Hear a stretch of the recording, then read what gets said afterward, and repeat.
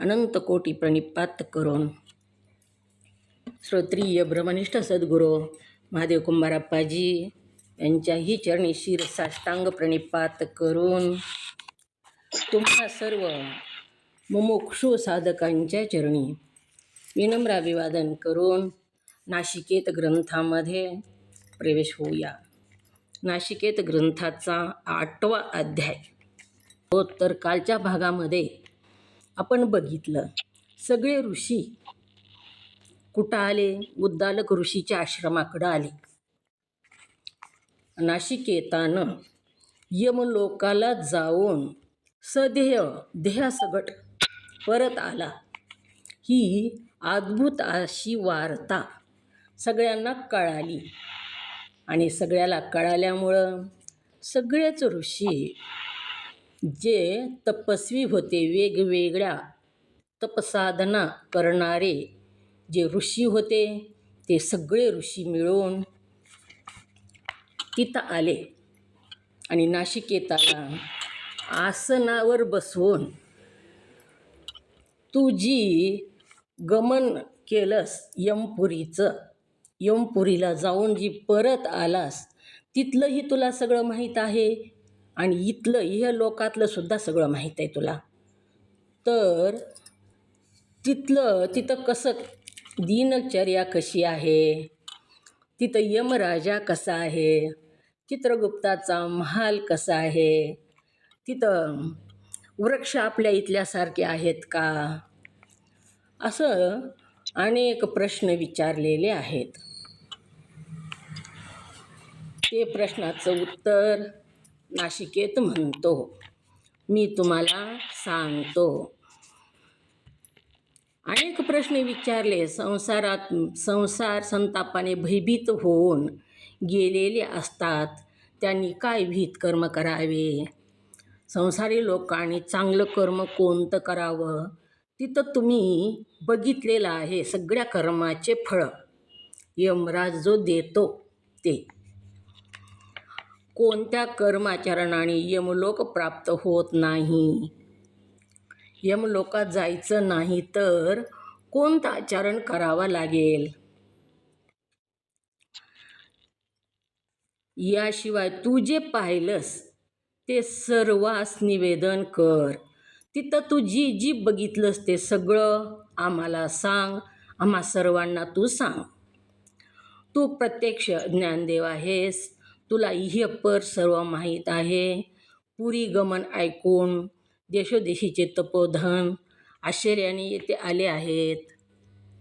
तू ज्ञानाचा सागर आहेस, सगळं ज्ञान आहे तुला आणि ते ज्ञान आम्हाला दे. त्यासाठी अनेक देशाचे तपस्वी इथं आलेले आहेत. तेव्हा नाशिकेताना आनंदयुक्त झाला आणि ऋषींना श्रवणादार पाहून त्याने सर्वांस नमस्कार केला. सर्व ऋषींना तिथला वृत्तांत ऐकण्यासाठी आतुर झालेले आहेत. म्हणून नाशिकेतानं सुद्धा व्यासपीठ ग्रहण करून सर्व ऋषींना नमस्कार केला आणि बोलू लागला. मी पितृशापाने सदेह स्वर्गी गमन करीत असता मला पितृशाप झाला आणि त्यामुळे मी देहासगट स्वर्गी गमन करीत असता, म्हणजे स्वर्गाला जात असता, शिवनामाच्या चिंतनाने मला कोणतेही विघ्न आले नाही. मी जात असताना अखंड माझ्या मुखामध्ये शिवनाम होतं आणि या शिवनामाच्या प्रभावामुळं मला कोणतंही विघ्न आलेलं नाही. नामाच्या गजराने जसा गेलो तसाच आनंदाने परत आलो. जातानाही मला कोणतीच अडचण आली नाही आणि येताना सुद्धा नाही. जसा गेलो तसाच आनंदाने परत आलो. आणि तिथे मी अति अद्भुत पाहिले. समस्त अवधारा मला पितृशाप नव्हे तर वरदान मिळाले. मला पितृशाप नाही तर फार मोठं वरदान मिळालं. मला वडिलांनी शाप दिला म्हणून मला यमलोक बघायला मिळालं. मी स्वर्गास त्वरित जाऊन रत्नखचित सिंहासनी यमधर्म पाहिला. मी जेव्हा तिथं गेलो तेव्हा रत्नजनित जडित सिंहासन होतं यमधर्माचं. आणि अशा अद्भुत अशा रत्नजडित सिंहासनावर बसलेला यमधर्म मी पाहिला. सूर्यासमान ज्याचे तेज पाहून मी स्तवन केले. सूर्यासारखं तेज होतं त्या यमधर्माचं आणि ते पाहून मी यमधर्माचं स्तवन केलं, म्हणजे स्तुती केली यमधर्माची. जेणेकरून त्या संतोष होऊन तो मोठ्या कृपेने म्हणाला. स्तुती केल्यामुळं यमधर्म काय झाला? संतुष्ट झाला, आनंदित झाला. आणि तो म्हणाला, ब्राह्मणा, तुझ्या मनात काय इच्छा आहे ते मागून घे. तुला कशाची अपेक्षा आहे ते मागून घे. त्यावेळी सांगितले की मला यमपुरी बघायची आहे. आणि यमधर्मानं काय केलं? 4 दूत बरोबर दिले आणि यमपुरी पूर्ण मला अद्भुत अशी यमपुरी दाखवली. चित्रगुप्तकडे पाठविले. मी त्या दूतासमवेत समस्त पुरी पाहिली. चित्रगुप्ताकडे मला पाठवलं आणि चित्रगुप्ताच्या तिथं गेल्यानंतर त्या दूतांनी मला सगळी यमपुरी दाखवली. यमधर्माजवळ आलो, त्याने दयाळूपणे मला आपल्या आश्रमी पाठवले. आता यमपुरीचा मी अद्भुत वृत्तांत सांगतो, तो ऐका. ती शतयोजने विस्तीर्ण आहे. यमपुरी फार मोठी आहे, शतयोजने विस्तीर्ण आहे असून वने, उपवने, राजधानी शोभायमान आहेत. तिथं वने आहेत म्हणजे झाडं आहेत, उपवने. म्यूट कुणाचं उघडे? ओम नमः शिवाय मध्ये वाजायले बरं का. म्यूट बंद, म्यूट तपासून बघा. आपलं म्यूट करा.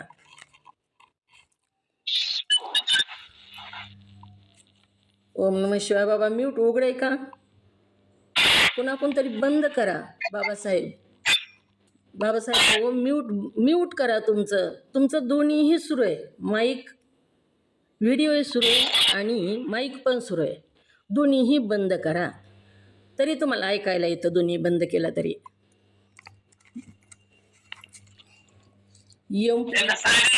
अद्भुत. कसं सांगावं आता? सांगा, तुम्ही सांगा. तुमच्या ओळखी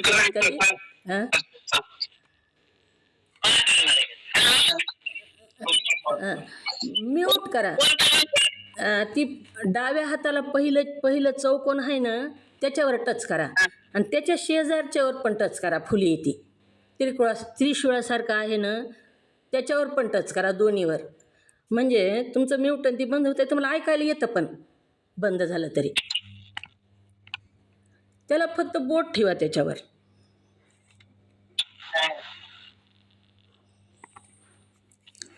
यमपुरीचा अद्भुत वृत्तांत सांगतो, तो ऐका.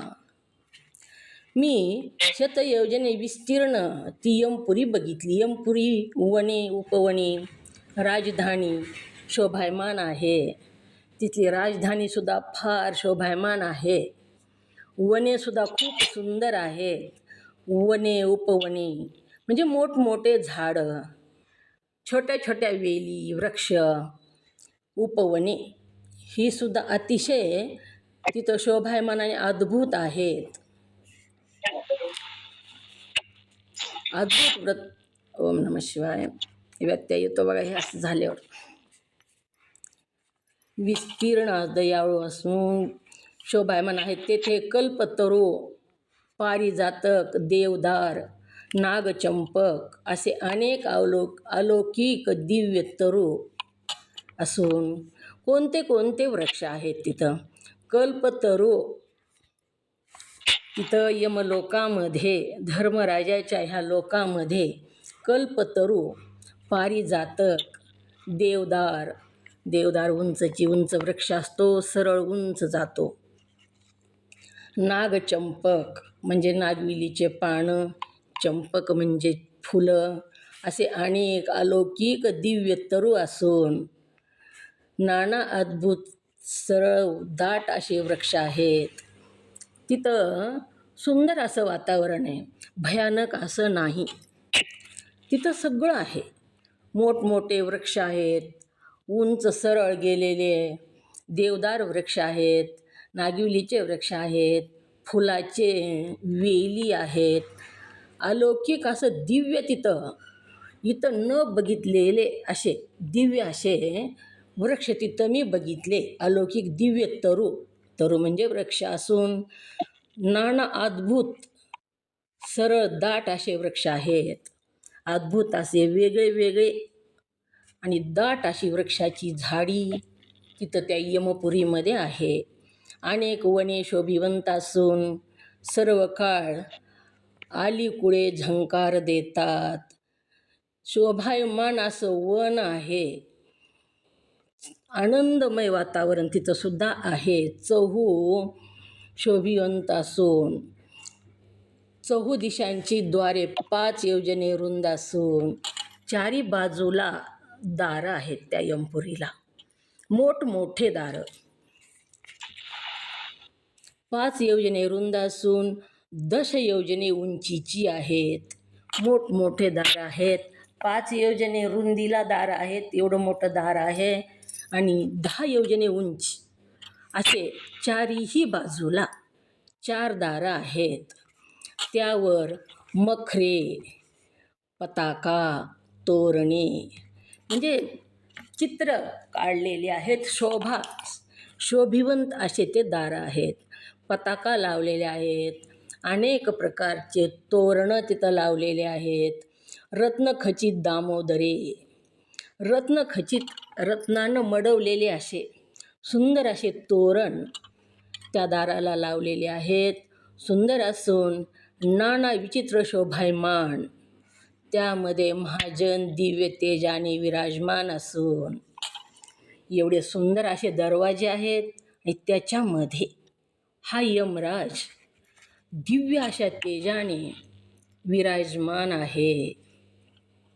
स्वतःचं सुद्धा तेज असं अतिशय सुंदर आहे. तो दिव्य तेज आहे त्याचं. मध्ये राजभुवन दैदिप्यमान तेजस्वी आहे. यमपुरीमध्ये त्याचा जो राजभुवन आहे, राजाचा हॉल जो आहे तो दैदिप्य तेजस्मान आहे. तेथे रत्नखचित सिंहासनी धर्मराज तेजपुंज बसलेला असून रत्नजडित सिंहासनावर हा यमराज बसलेला आहे. आणि त्याच्या भोवती ऋषित्व यविराज महाऋषी गण आहेत. ह्या यमराजाच्या भोवताली अनेक ऋषी बसलेले आहेत. अनेक गण आहेत. गंधर्व आहेत गायन करणारे. अनेक विद्या वेगवेगळ्या प्राप्त केलेले असे कलाकार तिथं आहेत. देव पण आहेत यमलोकामध्ये. काही दानव, यक्ष, किन्नर, सुरवर, नाग वगैरे समस्त बसले आहेत. सगळे आहेत त्या यमाच्या सभेमध्ये. देव आहेत, दानव आहेत, विद्या प्राप्त केलेले विद्वान आहेत, गायन करणारे गंधर्व आहेत, यक्ष, किन्नर असे नाग वगैरे सगळे तिथं त्या सभेमध्ये आहेत. अशी ती अतिघनपुरी मी पाहिली. आता कोणत्या द्वाराने कोण येतात ते ऐका. अतिशय घन अशी, अतिशय मोठी अशी पुरी मी पाहिलेली आहे. आणि हे 4 जे द्वार सांगितले यमपुरीचे, तर आता 4 द्वारापैकी कोणत्या द्वारानं कोण येतो ते ऐका. जे सत्यवादी, दृढव्रती, शिवभक्त, सत्यवादी म्हणजे जन्मभर सत्य वागलेले, असत्य सोडून देऊन ज्यांनी सत्याची कास धरली, सत्यवचनी, सत्य वागणं, सत्य बोलणं. ओम नमः शिवाय. हो म्यूट करा, आवाज यायलाय. ओम नमः शिवाय.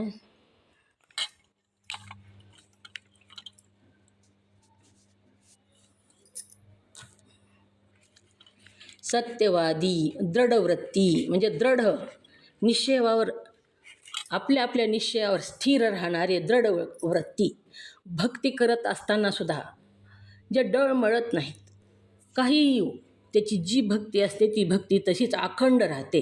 दृढ वृत्ती, शिवभक्त, शिवाचे पूजन करणारे लोक, धार्मिक, शिवाचं पूजन अखंड नित्य शिवाचं पूजन जे करतात ते, आणि जे स्वधर्मानं वागतात, धार्मिक स्वधर्मानं आहेत ते पूर्वद्वाराने येतात. असे लोक पूर्वद्वाराने येतात. जे सत्यवादी, दृढवृत्ती, शिवभक्त, धार्मिक आहेत ते पूर्वद्वाराने येतात. वसंत काळी जे शीतळ पाण्याचे दान देतात, म्हणजे उन्हाळ्यामध्ये जे पाणी रस्त्यावर पाणपोळी टाकतात, पाण्याचे दान करतात, तहानेल्याला पाणी देतात, किंवा रस्त्यावर विहीर खांदून ठेवतात, रस्त्यावर नळ घेऊन ठेवतात. म्हणजे पाण्याचं दान कोणत्याही परीनं जे वसंतकाळी म्हणजे उन्हाळ्यामध्ये वसंत ऋतूमध्ये शीतळ पाण्याचे दान देतात, माघ मासी इंधने देतात, शीत निवारण देतात, तसेच विप्रव्याधी निवारण करून दुःखितास सुख देतात. असे पुण्यवंत लोक कोणते कोणते पुण्य सांगितले? पाणी दान करणारे, अन्नदान करणारे, थंड पाण्याचं दान करणारे. कोटेसुद्धा रस्त्याने ठेवलेले असतात बघा, कोणी येईल की पाणी प्या आणि जा. किंवा विहीर रस्त्यावर खोदून ठेवलेली असते पाण्यासाठी, येणाऱ्या जाणाऱ्याला पाणी पिण्यासाठी. शीतलदान सांगितलं म्हणजे रस्त्यावर वृक्ष लावून ठेवायचा. थकून आलेलं माणूस त्या वृक्षाखाली त्या शीतलतेमध्ये त्याच्या सावलीमध्ये बसावं, अशा प्रकारची जी कर्म करतात. तसेच विप्रव्याधी निवारण करतात. ब्राह्मण अडचणीत आहे, तर त्याचे एखादी व्याधी आजार झाला तो ब्राह्मणाला, आपण स्वतःचे पैसे खर्च करून त्याच्यावर उपचार करणं, त्याची व्याधी दूर करणं, ही सुद्धा फार मोठं पुण्य सांगितलं आहे. दुःखितास सुख देतात. एखादा खूप अडचणीत आहे आणि त्याला दुःख आहे, आणि त्या दुःखामधून बाहेर काढण्यासाठी मदत करतात, संकटकाळी मदत करतात, दुःखिताला सुख देतात. परोपकारी, दुसऱ्यावर उपकार करतात. परोपकारी म्हणजे व नित्य गंगा स्नान करणारे, रोज गंगा स्नान करणारे जे ऋषीमुनी आहेत, नित्य गंगा स्नान करणारे, स्वधर्मी, आपल्या धर्मामध्ये परधर्म भयावह सांगितलेला आहे. स्वधर्मातच सुख आहे, परधर्मात भीती सांगितलेली. मग तो स्वधर्म कसाही असो, कोणताही असो, क्षत्रिय वैश्य शूद्र जरी असला तरीसुद्धा, ब्राह्मण क्षत्रिय वैश्य शूद्र कोणताही असो, शूद्र जरी असेल तरी त्यानं स्वधर्म सोडू नये. कारण स्वधर्मामध्ये सुख सांगितलेलं आहे आणि परधर्म भयावह, परधर्मामध्ये भीती सांगितलेली आहे.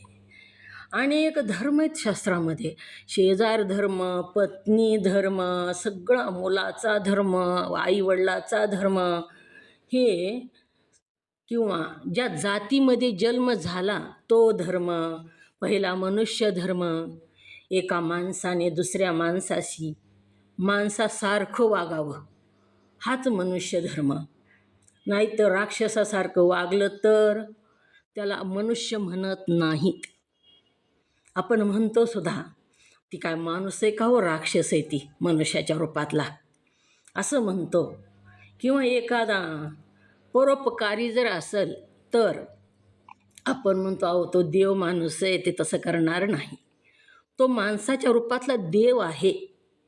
मग स्वधर्मानं ज्याचे मन रत आहे, जी आपला धर्म आहे त्या धर्मामध्ये, त्या धर्माच्या चौकटीमध्ये त्या धर्माचे सगळे नियम पाळून जो वागतो त्याला स्वधर्मी. अक्रोधी, क्रोध करत नाही. कोणावरही दिसलं की क्रोध असं नाही. क्रोध करत नाही. निर्लोभी, त्याच्याकडे लोभ नाही. जो कर्म करतो तो सरळ करतो. प्रत्येक कर्म करत असताना त्याच्यातून मला काहीतरी प्राप्त व्हावा असं जेव्हा वाटतं तेव्हा ते कर्म लोभीपणाचं असतं. कमिशन त्याला पाहिजे असतं काही ना काही त्याच्यातलं. मग निर्लोभी, त्याच्यात लोभ नाही कर्म करत असताना. निर्लोभीपणानं, सरळपणानं, परोपकारीपणानं जे कर्म करतात, दानशील, दानधर्म करतात. दानधर्म का करावा? दानधर्म काही लोक तर काय म्हणतात बघा, आपण कमवायचं आणि लोकाला का द्यायचं. दानधर्म जे करतात, दानधर्म कशामुळे करावा तर आपल्या धनाची शुद्धी होते दानधर्म केल्यामुळं, दान केल्यामुळं. आणि दानालाच धर्म असं सुद्धा म्हणतात. धन कमवताना आपल्याकडून काही ना काही पाप घडत असतं आणि त्या धनाची शुद्धी करण्यासाठी म्हणून धनातला 10वा हिस्सा धर्माचा असतो. 10वा हिस्सा. 100 रुपये कमवले तर 10 रुपयावर धर्माचा अधिकार आहे. त्याचा वाटा आहे, ती हिस्सा आहे त्याचा. आणि त्याचा हिस्सा त्याला दिला तर आपला हिस्सा आपल्याला मिळतो आणि ती सुखानं खाता येतो. आणि जर हिस्सा त्याचा नाही दिला तर कुणीच सुख लागू देत नाही. भावाचा हिस्सा भावाला नाही दिला तर भाऊ गप बसतो का? ओम नमः शिवाय. बसतो का गप? गप बसत नाही. वाद घालतात भाऊ. एका ओम नमः शिवाय बोला. कुणीच गप बसत नाही. त्याचा हिस्सा ज्याची त्याला द्यायला पाहिजे. व्यापार करू लागलो आपण आणि अर्धा व्यापारामध्ये दोघांमध्ये तिघांमध्ये व्यापार सुरू केला. मग तिघांना जे ठरलं ते हिस्सा त्यांची त्याला द्यावा लागतो. नाही जर दिला तर काय होतं नाही दिला तर? मीनाताई,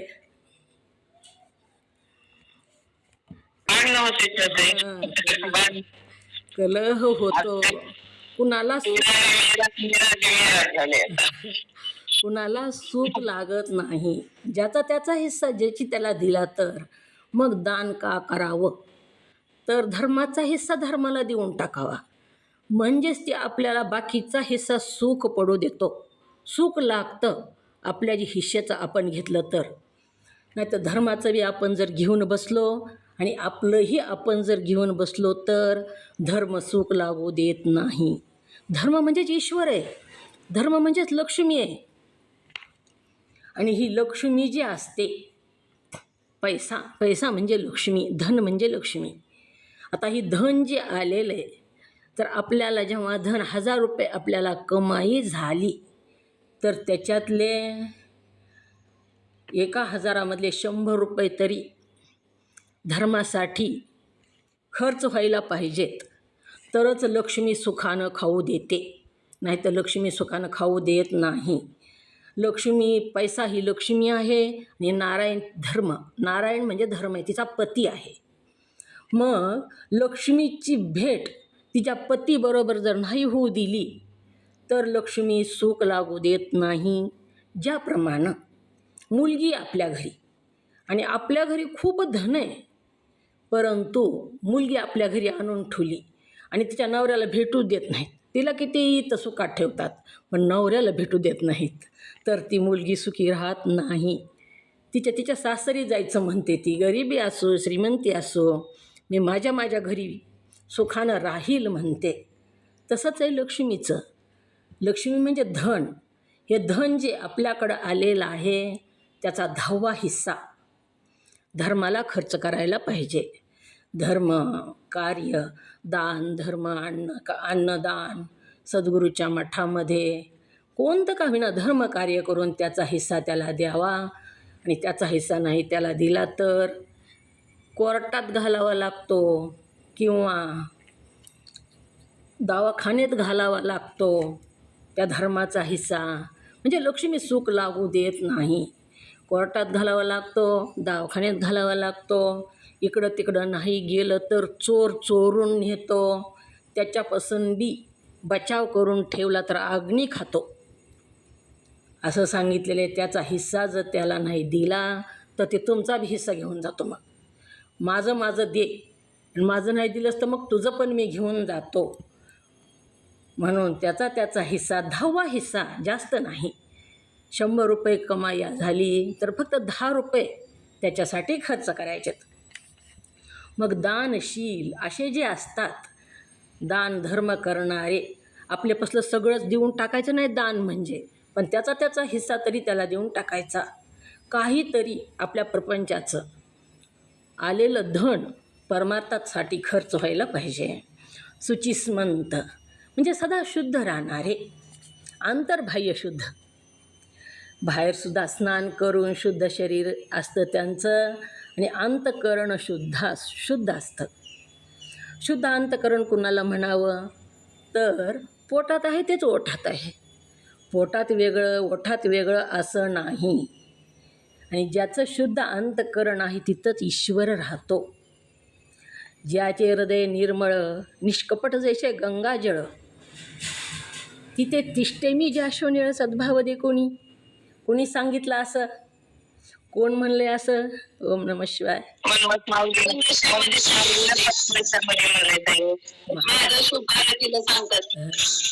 महादेव सांगतात, मी कुठे पत्ता सांगतात महादेव पार्वतीला, मी कुठं राहतो, माझा पत्ता माहीत असल्याशिवाय तिथं जाता येत नाही. बघा, आपल्याला जायचं त्याला भेटायला तर पत्ता पाहिजे. तर महादेवानं पत्ता सांगितला, ज्याचे हृदय निर्मळ निष्कपट जैसे गंगाजळ, तिथे तिष्ठे मी ज्याशोनिळ सद्भाव दे. तिथं राहतो मी. तिथं राहण्यासाठी मी तिष्ठतो, म्हणजे जाण्यासाठी मला उत्सुकता असते त्याच्या अंतःकरणामध्ये. मग असं शुचिस्मंत म्हणजे शुद्ध अंतःकरण सांगितलं. शुद्ध अंतःकरण पाहिजे, वरूनही शुद्धी आणि आतूनही शुद्धी. पण वरच्या शुद्धीपेक्षा आतली शुद्धी जास्त आहे. ईश्वर वरचा कलर बघत नाही. बघा, गोरा आहे का, काळा आहे का, गरीब आहे का, श्रीमंत आहे का, ही त्याचं रूप कसं आहे. आपण काय करतो, रूपाला बघून भाळतो.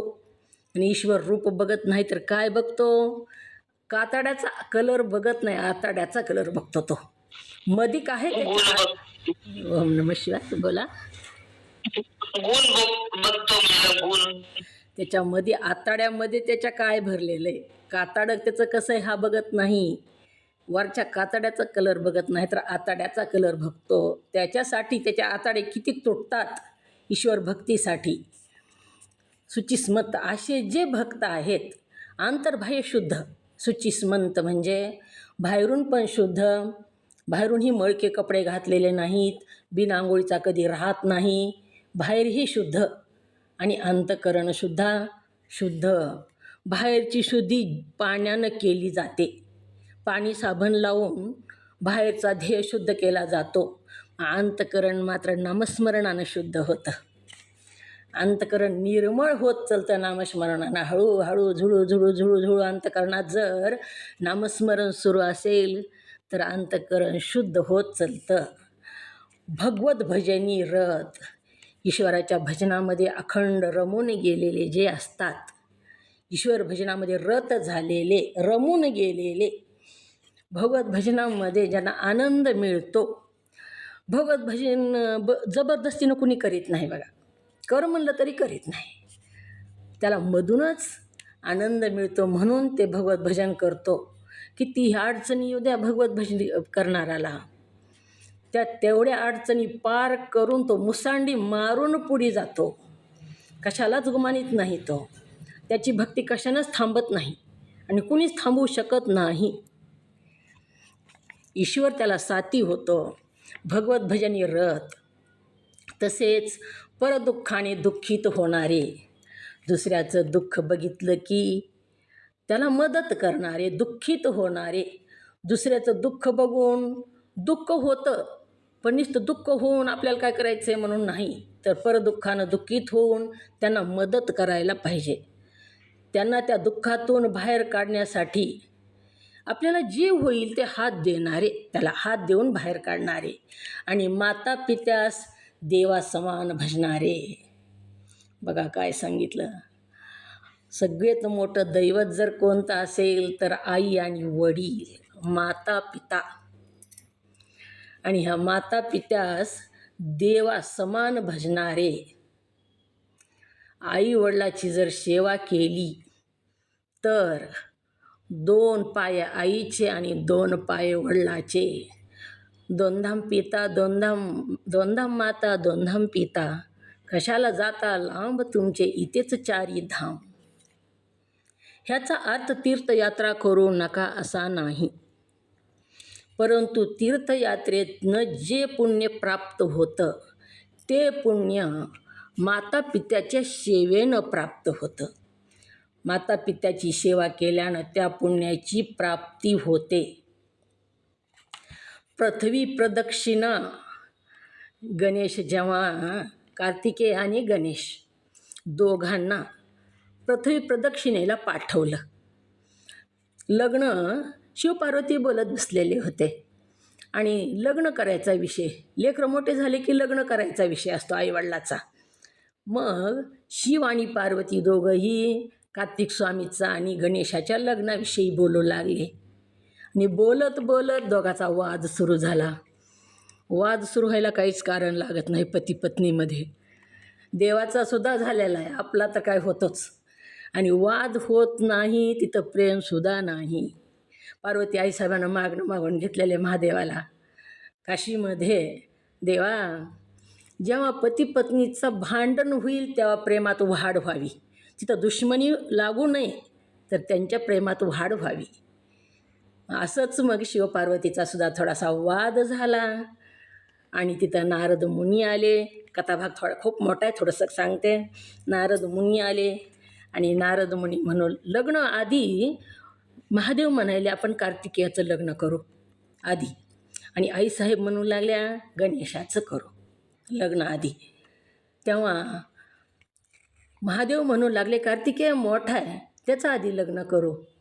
आईसाहेब म्हणू लागल्या कार्तिकेय मोठा आहे हे खरं आहे, पण त्याच्यामध्ये वैराग्य भरलेलं आहे आणि पत्नीला तो सांभाळेल ह्याची गॅरंटीच नाही काही. ती विरक्त आहे तो, आणि त्याच्या पत्नीला जर त्यानं नाही नीट सांभाळलं तर कसं करायचं पुन्हा. म्हणून कार्तिकेयाचं लग्नापेक्षा गणेश परिपूर्ण आहे. हे लग्न केल्यानंतर गणेश पत्नीला सांभाळेल ह्याची हमी मी देते, म्हणून गणेशाचं लग्न आधी करू. असा दोघाचा वाद झाल्यामुळं जो पृथ्वी प्रदक्षिणा करून आधी येईल त्याचं लग्न आधी करावं असं नारद मुनींनी सांगितलं तिथं येऊन. मग सांगितलं दोघांनाही पुत्रांना आज्ञा दिली पृथ्वी प्रदक्षिणेला जा म्हणून. कार्तिकेय मात्र मोरावर बसले, उंच पुरे होते, चपळ होते आणि पृथ्वी प्रदक्षिणेला निघाले. गणेश पण निघाले, पण गणेशाला तब्येत जाड होती, पोट मोठं, चलणं होईना, घाम येऊ लागला. कार्तिकेय तर वाऱ्यासारख्या वेगानं कुठं निघून गेले मोरावर बसून. गणेशाला त्यावेळेस वाहनही नव्हतं. गणेशाला वाहन पुन्हा प्राप्त झालेलं आहे, गणेशाला आधी वाहन नव्हतं. मग गणेश चलू लागले, घाम येऊ लागला, एका झाडाखाली बसले, दम लागू लागला. गुरुला पाचारण केलं, सद्गुरूला बोलावून घेतलं. गणेशाचे सद्गुरू नारद मुनी आहेत. नारद मुनी आले, काय अडचण आली म्हणून विचारलं. त्या गणेशानं सांगितलेलं आहे, गुरुदेव पृथ्वी प्रदक्षिणेसाठी मला पाठवले, पण मला काही पृथ्वी प्रदक्षिणा होईल असं वाटत नाही. मला खूप घाम येऊ लागला, मला काही चलणं होईना, आता मी काय करू. त्यावेळेस नारद मुनींनी सांगितलं, आई वडिलाच्या प्रदक्षिणेनं पृथ्वी प्रदक्षिणेचं पुण्य प्राप्त होतं असं शास्त्र सांगतं आणि शास्त्रातलं प्रमाण आणून दिलं. गणेशाला खूप चांगलं वाटलं. गणेश महागारी आला आणि 2 पाटं टाकले, 2 हार आणले, पाणी आणलं आणि आईवडिलाला पाटावर बसा म्हणू लागला. तेव्हा महादेव काहीच म्हणलेले नाही, पण आईसाहेब म्हणू लागल्या, गणेश इथं काय करतो, बघ कुमार गेला, जा तो प्रदक्षिणेला. दुसरंच काम करीत बसला इथं पाट गोळा करून कुठं काय कर. कशाला आहार आणलेस? जा तो प्रदक्षिणेला जा आधी. आईसाहेब म्हणू लागलेले आहेत. तेव्हा गणेश काहीच बोललेला नाही. नारद मुनी तिथंच होते साक्षीला. 2 पाटं टाकले, पादपूजा केली, हार घातले, 7 प्रदक्षिणा केल्या आणि पाया पडला. आईसाहेब म्हणू लागले, आता जा, झालं का तुझं इथलं? आता जा प्रदक्षिणेला. तेव्हा तो म्हणाला, आई माझी प्रदक्षिणा पूर्ण झाली. तर कधी गेलास प्रदक्षिणेला? गेलाच नाहीस अजून. आणि पूर्ण कशी झाली प्रदक्षिणा? तर त्याने शास्त्र दाखवलेलं आहे. नारद मुनी साक्षीदार तिथं आहेत. महादेवाला खूप आवडलं त्याचं ती बुद्धी सागर. त्याच्यामुळं माझी प्रदक्षिणा पूर्ण केलीस म्हणून गणेशाला महादेवानं वर दिलेला आहे. तू पूज्य होशील सगळ्या देवतांमध्ये प्रदक्षिणा केलीस म्हणून.